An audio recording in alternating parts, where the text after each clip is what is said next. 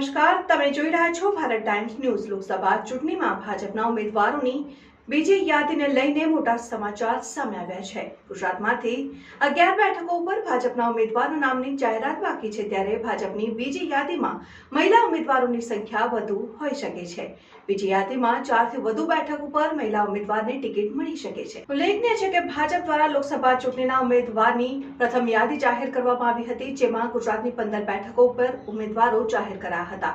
પ્રથમ યાદીમાં 2 બેઠક ઉપર જ મહિલા ઉમેદવાર જાહેર કરાયા છે, જ્યારે બાકીની 11 બેઠકો ઉપર મહિલા ઉમેદવારોને વધુ તક મળી શકે તેવી શક્યતા છે। હાલમાં મહેસાણા, ભાવનગર, વડોદરા, છોટાઉદેપુર અને સુરતથી મહિલા સાંસદ છે, તો બીજી તરફ લોકસભા ચૂંટણીના ભાજપના ઉમેદવારોને લઈને મહત્વપૂર્ણ જાણકારી સામે આવી છે।